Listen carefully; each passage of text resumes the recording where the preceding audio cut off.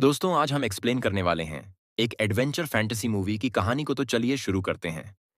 Movie की शुरुआत में हमें एक जानकारी के माध्यम से बताया जाता है कि दूर पहाड़ों में एक खतरनाक राक्षस रहता है जिसका नाम माउंटेन किंग है और वह अभी सो रहा है। और जो कोई भी उन पहाड़ों के पास से गुजरता है वह राक्षस उन्हें खा जाता है। साथ ही अगर इस राज्य की प्रिंसेस का विवाह 18 साल से पहले नहीं हुआ तो वह राक्षस नींद से जाग जाएगा और प्रिंसेस को उठाकर अपने साथ ले जाएगा। इसके बाद हमें एक किंगडम को दिखाया जाता है जहां पर राजकुमारी क्रिस्टीन के विवाह के लिए राजा एक दूसरे राज्य के राजकुमार को अपने महल में बुलाता है। लेकिन राजकुमारी क्रिस्टीन को राजकुमार फ्रेडरिक की हरकतें बिल्कुल पसंद नहीं आती और इसलिए वह फ्रेडरिक से शादी करने से इनकार कर देती है। तब क्रिस्टीन के पिता गुस्से में आकर उससे कहते हैं कि कल तुम 18 साल की हो जाओगी और अगर तुम्हारे जन्मदिन से पहले तुम्हारी शादी नहीं हुई तो वह राक्षस तुम्हें उठाकर ले जाएगा। इतना कहकर राजा उसे फ्रेडरिक की तस्वीर देकर वहां से चले जाते हैं। लेकिन राजकुमारी क्रिस्टीन किसी भी सूरत में राजकुमार फ्रेडरिक से शादी करने के लिए तैयार नहीं थी और इसलिए वह फ्रेडरिक की तस्वीर पर खंजर घोंपकर अपने घोड़े पर बैठकर जंगल में निकल जाती है। दूसरी तरफ हम एस्पिन को देखते हैं जो कि जंगल से कुछ खाने की चीजें जुटाकर अपने घर जा रहा होता है कि तभी वहां से क्रिस्टीन गुजरती हैं। अचानक घोड़े को अपने सामने देखकर एस्पिन घबरा जाता है और पुल से नीचे गिर जाता है। अब क्रिस्टीन उसकी मदद करने के लिए पानी में उतरती हैं, लेकिन तभी एस्पिन उसे धक्का देकर पानी में गिरा देता है। अब क्रिस्टीन के कपड़े भीग जाने से उसे एस्पिन पर बहुत गुस्सा आता है, लेकिन तभी एस्पिन उसे खाने के लिए पूछता है। इसके बाद क्रिस्टीन भूख की वजह से खाने पर टूट पड़ती हैं और उसका सारा खाना खा जाती हैं। यह देखकर एस्पिन दंग रह जाता है। भूख शांत होने पर क्रिस्टीन वहां से जाने लगती है। तब एस्पिन उसे अपना नाम बताता है और फिर क्रिस्टिन से उसका नाम पूछता है। लेकिन क्रिस्टीन उसे नाम बताने के बजाय खाने के लिए थैंक्स कहकर जाने लगती हैं और जाते हुए उससे कहती है कि हम फिर मिलेंगे। अब एस्पिन अपने घर आ जाता है जहां पर उसके दोनों भाई लकड़ी चीर रहे होते हैं। तभी उसके पिता भी वहां पर आ जाते हैं और एस्पिन के भाइयों से शिकार पर जाने के लिए कहता है। लेकिन तब एस्पिन का बड़ा भाई उससे पूछता है कि तुम तो खाना जुटाने गए थे, क्या तुम खाना लेकर आए हो? इस पर एस्पिन अपने बैग को टटोलकर देखता है जिसमें सिर्फ एक आलू होता है। यह देखकर उसके पिता गुस्सा हो जाते हैं और फिर उसके दोनों भाई पॉल और पैर को जंगल जाकर शिकार करने के लिए कहते हैं और एस्पिन को घर पर रुककर घर की देखभाल करने के लिए कहकर पॉल और पैर के साथ चले जाते हैं। अब रात को जब एस्पिन क्रिस्टीन के बारे में सोच रहा होता है कि तभी उसे घर के आसपास किसी राक्षस के होने का एहसास होता है। अब एस्पिन एक लोहे की छड़ी को लेकर उसे घुमाने लगता है जिसके कारण घर में आग लग जाती है। यह देखकर एस्पिन उस आग को बुझाने की कोशिश करने लगता है, लेकिन तब तक पूरे घर में आग फैल जाती है और उसे घर से बाहर निकलना पड़ता है। दूसरी तरफ हम क्रिस्टन को देखते हैं जो अंधेरे में जंगल से गुजर रही होती हैं। तभी उसे अजीब आवाजें सुनाई देती हैं और अचानक उसका घोड़ा उसे नीचे गिराकर भाग जाता है। इसके बाद क्रिस्टीन डर कर वहां से भागने लगती है, लेकिन भागते भागते वो गिर जाती है। तभी एक राक्षस आकर क्रिस्टीन को उठाकर अपने साथ लेकर चला जाता है। दूसरी ओर जब एस्पिन के पिता और उसके भाई घर वापस लौटते हैं तब उन्हें अपना घर आग में जलता हुआ दिखाई देता है। यह देखकर एस्पिन के पिता को बहुत बड़ा सदमा लगता है क्योंकि उनकी आर्थिक स्थिति पहले से खराब थी, लेकिन अब पास जो कुछ भी था वह भी जल चुका था। अब एस्पिन सभी को बताता है कि दरअसल एक राक्षस यहां से गुजरा था और उसी की वजह से घर में आग लगी है। लेकिन एस्पिन की बातों पर किसी को यकीन नहीं आता। इसके बाद वो सभी घर में बचे सामानों को इकट्ठा करने लगते हैं। तभी एस्पिन के पिता को उसकी पत्नी की तस्वीर मिलती है जो आधी जल चुकी थी। तभी वहां पर फ्रेडरिक अपने सिपाहियों के साथ आता है और उनसे पूछता है कि क्या तुमने किसी प्रिंसेस को यहां से जाते देखा है? इस पर सभी जवाब देते हैं कि नहीं देखा, लेकिन एस्पिन कुछ नहीं बोलता क्योंकि वो समझ गया था कि यह लोग उसी लड़की के बारे में पूछ रहे हैं जिसने उसका सारा खाना खा लिया था। अब फ्रेडरिक उससे पूछता है कि क्या तुमने देखा है? इस पर एस्पिन थोड़ा घबरा जाता है जिससे फ्रेडरिक को उस पर शक होने लगता है। इसके बाद फ्रेडरिक एस्पिन के पास जाकर उससे कहता है कि अगर तुम सच सच नहीं बताओगे तो मारे जाओगे। अब एस्पिन के पिता फ्रेडरिक से कहते हैं कि यह डरा हुआ है। दरअसल रात को एक राक्षस ने हमारे घर पर हमला कर दिया था। यह सुनकर सभी उन पर हंसने लगते हैं। अब फ्रेडरिक एस्पिन से कहता है कि क्या तुमने सच में किसी ट्रोल को देखा है? इस पर एस्पिन उससे सवाल पूछता है कि अगर तुम्हें राजकुमारी मिल जाती है तो तुम उसके साथ क्या करोगे। इस पर फ्रेडरिक उसे बताता है कि मैं उससे शादी करके इस पूरे किंगडम का राजा बन जाऊंगा, और अगर तुम राजकुमारी को ढूंढने में मेरी मदद करते हो तो उसके बदले मैं तुम्हें इनाम दूंगा। इतना कहकर फ्रेडरिक और उसके साथी वहां से चले जाते हैं। अब उनके जाने के बाद एस्पिन के पिता पॉल और पैर को कुछ पैसे देते हैं और उनसे कहते हैं कि हमें राजकुमारी को ढूंढना ही होगा ताकि हम इनाम के पैसों से फिर से अपना घर बना सके। अब एस्पिन अपने पिता से पूछता है कि मुझे क्या करना चाहिए। इस पर उसके पिता उससे कहते हैं कि तुम कहीं भी चले जाओ, लेकिन दोबारा यहां मत लौटना। यह सुनकर एस्पिन बहुत दुखी हो जाता है, लेकिन वो खुद को समझाता है और फिर पॉल और पैर का पीछा करने लगता है। इसके बाद वो दोनों उसे भी साथ लेकर जाने के लिए मान जाते हैं। चलते चलते एस्पिन को एक टूटा हुआ आईना मिलता है, जिसे वो उन दोनों को दिखाता है। इस पर पैर उससे कहता है कि यह कचरा हमारे किसी काम का नहीं है, लेकिन एस्पिन उस आईने को अपने बैग में रख लेता है। इसके बाद वो आगे बढ़ने लगते। तब एस्पिन को एक टूटा हुआ हेलमेट मिलता है और वह उसे भी अपने बैग में रख लेता है। तभी उन्हें किसी की आवाज सुनाई देती है, जो उनसे मदद मांग रही थी। अब एस्पिन अपने भाइयों से कहता है कि हमें उसकी मदद करनी चाहिए। इस पर पैर उससे कहता है कि हमारे पास समय नहीं है, हमें आगे बढ़ते रहना होगा। तब एस्पिन उनसे कहता है कि ठीक है, तुम आगे बढ़ो, मैं जरा देख कर आता हूं। इसके बाद एस्पिन उस आवाज का पीछा करते हुए उस जगह पर जाता है जहां उसे एक बूढ़ी डायन मिलती है, जिसकी नाक एक पेड़ के तने में फंसी होती है। अब डायन एस्पिन को उसकी मदद करने के लिए रिक्वेस्ट करती है।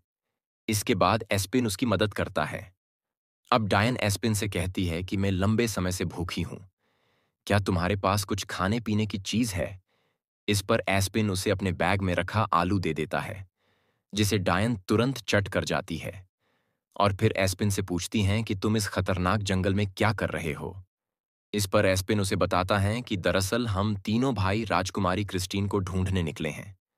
यह सुनकर डायन उससे कहती हैं कि तुम विश्वास नहीं करोगे, लेकिन उसे वो राक्षस ले गया होगा, और अगर तुम्हें राजकुमारी को बचाना है तो उसके लिए तुम्हें जादुई तलवार की जरूरत होगी, जो कई सालों से एक नदी के नीचे है, जहां पर बहुत से राक्षस रहते हैं।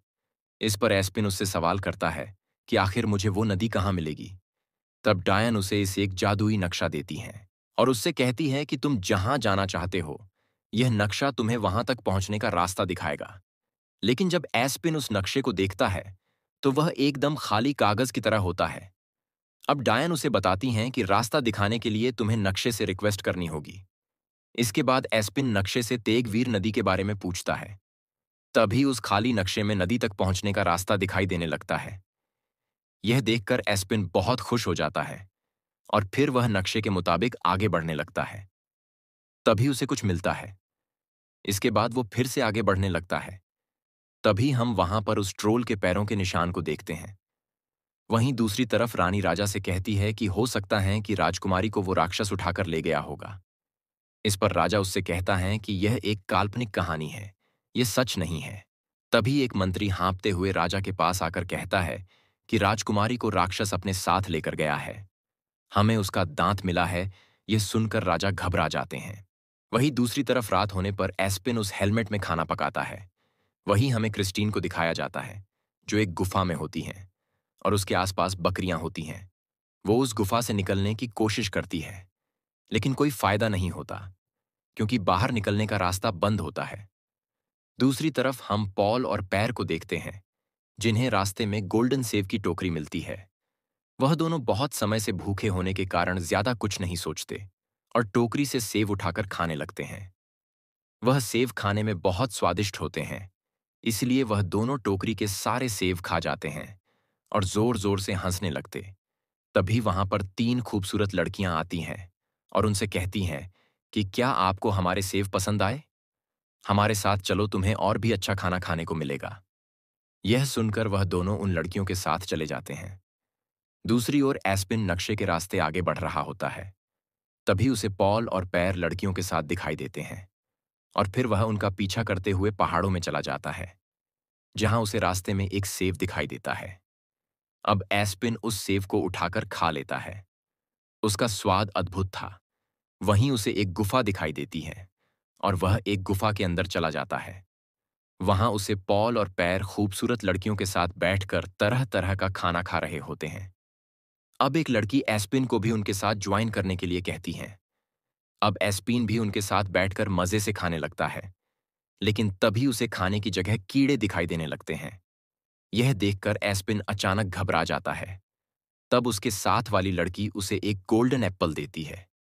तब एस्पिन को कुछ अजीब महसूस होता है और इसलिए वह उस एप्पल को खाने का नाटक करता है और फिर वह उसे नीचे गिर जाता है। अब एप्पल न खाने से वह लड़कियां उसे उनके असली रूप में दिखाई देती हैं, जो कि वह चुड़ैल होती हैं, और उसके भाई उन चुड़ैलों के हाथ से कीड़े खा रहे होते हैं। अब एस्पिन अपने भाइयों को बचाने के लिए उन्हें अपने साथ लेकर जाने लगता है। तब पॉल और पैर उससे कहते हैं कि तुम हमें कहाँ लेकर जा रहे हो, जबकि यहाँ पर बहुत सारा खाना और खूबसूरत लड़कियां हैं। तब एस्पिन उन दोनों को थप्पड़ मारकर होश में लाता है। इसके बाद वो तीनों वहां से भागने लगते हैं, लेकिन गुफा के सभी रास्तों पर वह चुड़ैलें उन्हें जाने से रोकती हैं और उनसे शादी करने के लिए कहती हैं। अब वह तीनों अपनी जान बचाकर भागने लगते हैं। तभी एक चुड़ैल अपने जादू से गुफा का दरवाजा बंद करने लगती है, लेकिन एस्पिन और उसके भाई गुफा बंद होने से पहले ही बाहर निकल आते हैं, जिसके बाद वो तीनों भाई नदी को ढूंढने निकल पड़ते हैं। दूसरी तरफ क्रिस्टीन गुफा की दीवारों पर चढ़कर एक छोटे रास्ते से बाहर निकलने की कोशिश करती हैं, लेकिन वह रास्ता काफी ऊपर होने की वजह से उसके हाथ पहुंच नहीं पा रहे थे। तभी वह राक्षस एक बकरी को खा जाता है और अपना हाथ उस गुफा के अंदर डालता है और क्रिस्टीन को बकरी की हड्डियां खाने के लिए देता है। अब क्रिस्टीन बकरी के कंकाल को उठाकर उसे खाने का नाटक करती हैं और उस राक्षस से कहती है कि यह बहुत ही टेस्टी है। वहीं दूसरी तरफ एस्पिन और उसके भाई नक्शे के अनुसार आगे बढ़ रहे होते हैं। तभी पॉल को एक गांव दिखाई देता है। इसके बाद वो तीनों उस गांव के होटल में चले जाते हैं, जहां पर पॉल एस्पिन को अपने जमा पैसे देता है और उससे बहुत सारा खाना और बियर ऑन ऑर्डर करने के लिए कहता है। यह देखकर पैर और एस्पिन हैरान हो जाते हैं। वही हम फ्रेडरिक को देखते हैं, जो अपने सिपाहियों के साथ मौजूद होता है। तभी उसका एक सिपाही एस्पिन को देख लेता है और फिर वो फ्रेडरिक के पास जाकर उसके बारे में बताता है। जब वो तीनों भाई ड्रिंक पी रहे होते हैं, तब एस्पिन उन्हें बताता है कि इस जादुई नक्शे की मदद से हम तलवार तक पहुंच सकते हैं। तलवार मिल जाने पर हम उस राक्षस को खत्म कर देंगे। वहीं फ्रेडरिक एस्पिन के प्लान को सुन लेता है और फिर वो उनके पास जाकर कहता है कि उस दिन जो हुआ उसके लिए मैं माफी मांगता हूं। दरअसल राजकुमारी क्रिस्टीन से मेरी शादी होने वाली थी। हम दोनों एक दूसरे से बहुत प्यार करते थे। इसलिए अगर तुम्हारे पास ऐसी कोई जानकारी हो जिससे कि मैं राजकुमारी को ढूंढ सकूं, तो मुझे बताओ, और उसके बदले में तुम्हें बहुत सारे पैसे दूंगा। इतना कहकर फ्रेडरिक उनके सामने सिक्कों से भरी थैली को टेबल पर रख देता है, जिसे देखकर पैर एस्पिन से कहता है कि इतने पैसों से हम अपने घर को फिर से बना सकते हैं। इसलिए अब तुम्हें उस नक्शे को राजकुमार को सौंप देना चाहिए। लेकिन एस्पिन उस नक्शे को देने से इनकार कर देता है और फ्रेडरिक से कहता है कि अगर तुम क्रिस्टीन से प्यार करते तो शादी के लिए उसके पीछे नहीं भागते। यह सुनकर फ्रेडरिक को गुस्सा आ जाता है और फिर वह उस पर अटैक करने वाला होता है कि तभी एक बैटर गर्म दूध लेकर आती है। अब एस्पिन उस दूध को फ्रेडरिक के चेहरे पर डाल देता है, जिससे उसका चेहरा जल जाता है। इसके बाद फ्रेडरिक और उसके सिपाही उन पर अटैक करने लगते हैं। अब एस्पिन और उसके दोनों भाई भी उनसे फाइट करने लगते हैं, लेकिन वो सिपाही बहुत ज्यादा थे, इसलिए वह उन पर भारी पड़ रहे होते हैं। अब फ्रेडरिक अपनी तलवार निकालकर एस्पिन पर अटैक करता है, लेकिन जैसे तैसे करके एस्पिन खुद को बचाता है।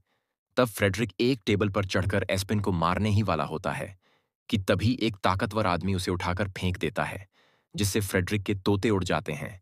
इसके बाद एस्पिन अपने भाइयों को लेकर वहां से भाग निकलता है और फिर एक जगह पर जाकर रुक जाते हैं, लेकिन फ्रेडरिक उनका पीछा नहीं छोड़ता है और तीर से उन पर अटैक करता है। अब वह तीनों भागते हुए झरने के पास आ जाते हैं। अब फ्रेडरिक एस्पिन से वह नक्शा देने के लिए कहता है। तब एस्पिन उसे नक्शा देने का नाटक करता है और फिर अपने भाइयों के साथ झरने से नीचे कूद जाता है। इसके बाद पैर एस्पिन से कहता है कि तुमने वो पैसे क्यों नहीं लिए? उन पैसों से हम घर बना सकते थे। इस पर एस्पिन उससे कहता है कि यह सब मैंने राजकुमारी को बचाने के लिए किया। तब पैर उससे कहता है कि क्या तुम राजकुमारी से शादी करना चाहते हो? इसलिए तुमने उसकी वजह से फ्रेडरिक से दुश्मनी कर ली। अच्छा होता कि तुम हमारे परिवार के सदस्य नहीं होते। इसके बाद वो दोनों एक दूसरे से फाइट करने लगते हैं और जब थक जाते हैं तब पैर उससे नक्शा देने के लिए कहता है। तब एस्पिन वह नक्शा उसे दे देता है। इसके बाद वह तीनों फिर से नदी के रास्ते आगे बढ़ते हैं, लेकिन तभी एस्पिन को भालू की खाल दिखाई देती है, जिसे वह पॉल और पैर को दिखाता है। तब पैर उसे फेंक देने के लिए कहता है, लेकिन एस्पिन उसे अपने पास रख लेता है। वहीं दूसरी तरफ वह राक्षस क्रिस्टीन को पकड़ने की कोशिश करता है। तभी क्रिस्टीन जाग जाती हैं और हड्डी उठाकर उसके हाथ पर मारती हैं, जिससे राक्षस डर जाता है। लेकिन जब क्रिस्टीन उस गुफा से भागने की कोशिश करती है, तब राक्षस उसे पकड़कर लटका देता है।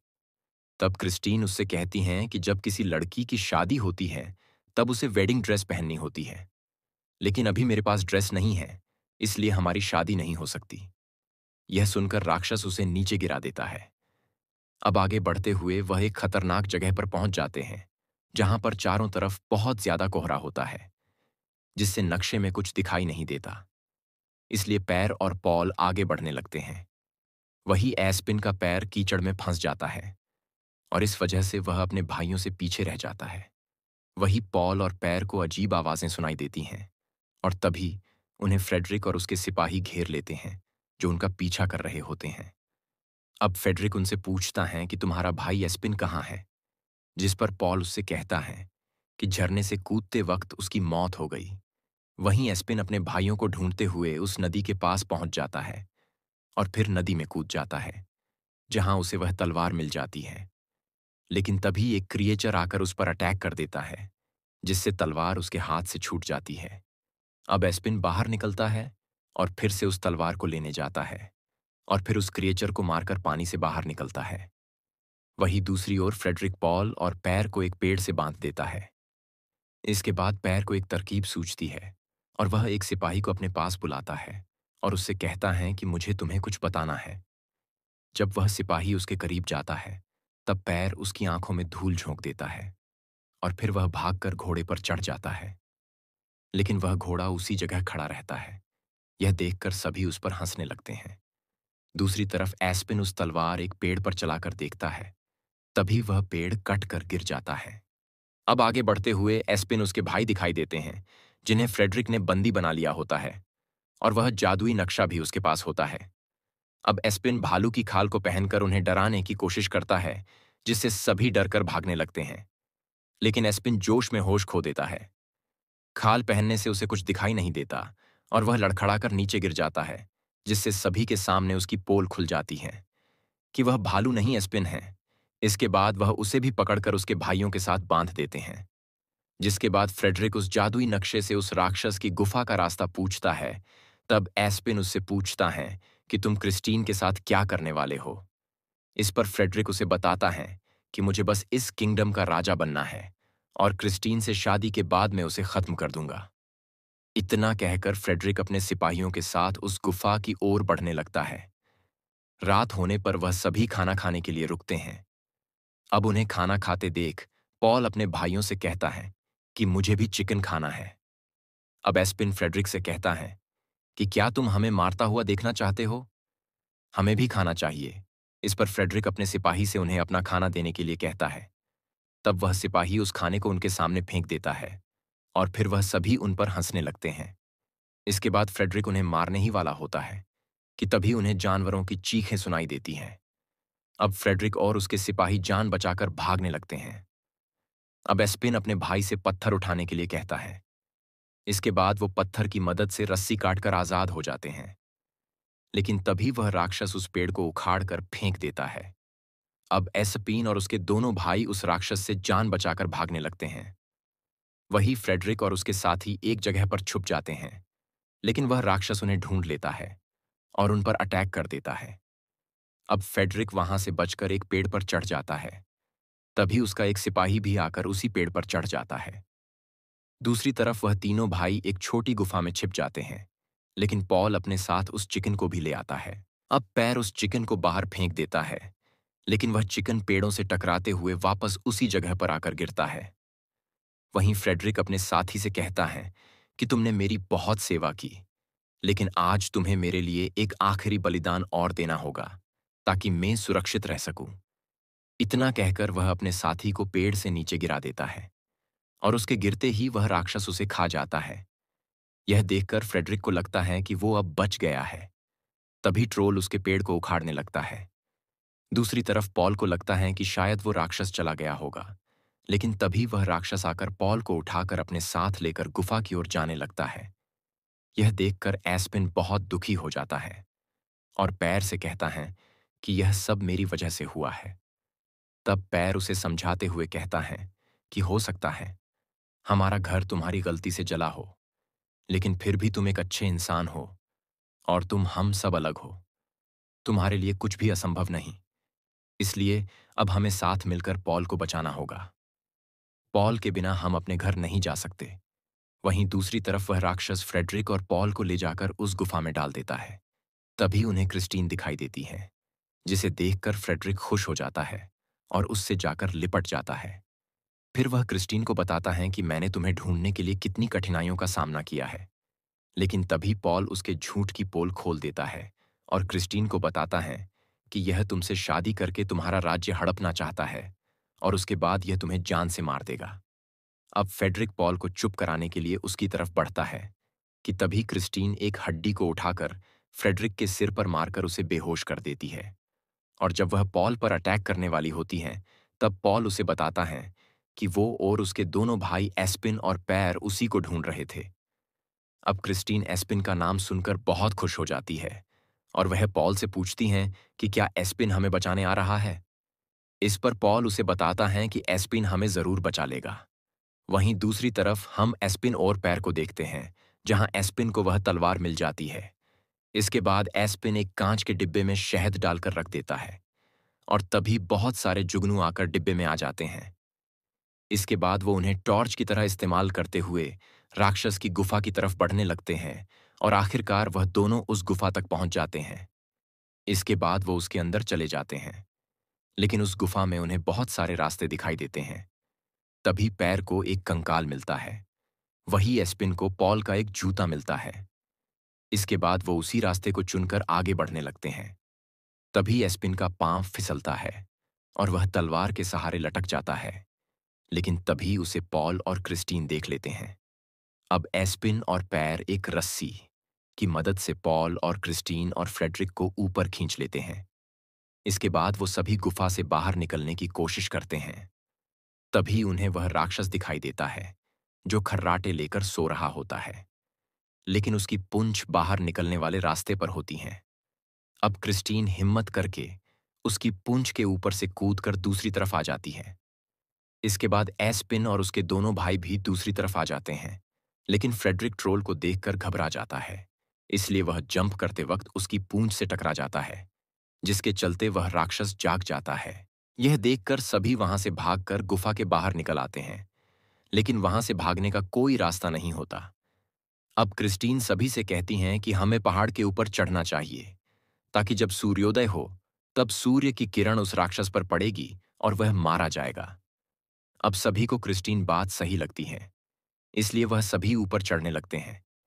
वही फ्रेडरिक भी ट्रोल से बच जाता है और अब उनके पीछे वो भी पहाड़ पर चढ़ने लगता है। लेकिन तभी उसका पैर फिसल जाता है और वह एक चट्टान से लटक जाता है। तब एस्पिन उसकी मदद करता है और उसे ऊपर खींच लेता है, लेकिन अब वह राक्षस उनका पीछा करते हुए पहाड़ पर चढ़ जाता है।